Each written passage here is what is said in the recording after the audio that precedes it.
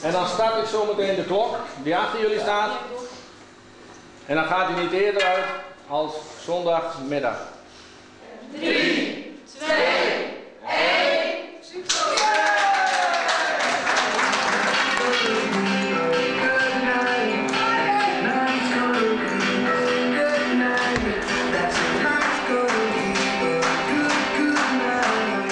Nou, wij willen een actie hebben omdat wij met de wintergaas, met de collega's, met de vlaggen ben we bezig met allemaal wedstrijden en shows.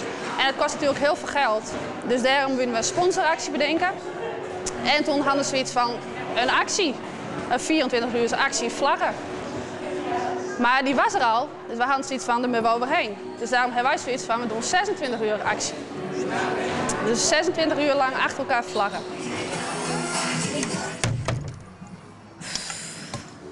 Valt niet mee, zeg.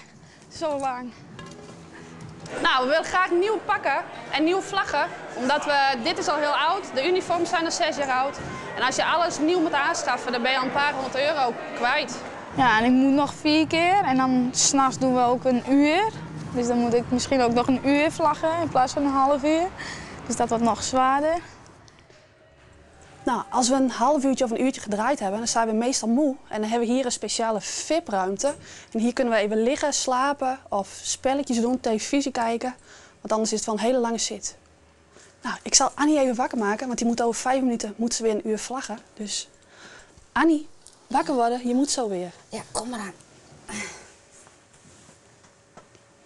Ik heb last van mijn bovenarmen hier. En ik denk dat ik er zo zelf op ga doen. En een beetje masseren of zo. Nou, dan even goed masseren. Want ik het volgende half uur weer aan de gang.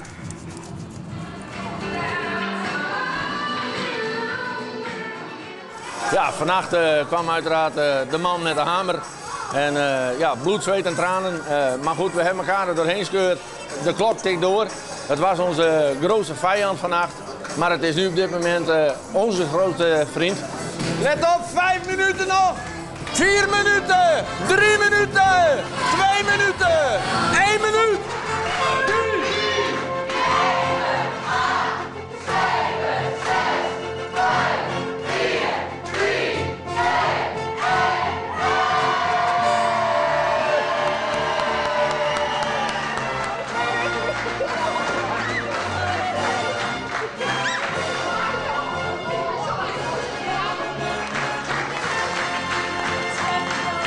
Het was een supergezellige dag, ondanks alle vermoeidheid was het meer.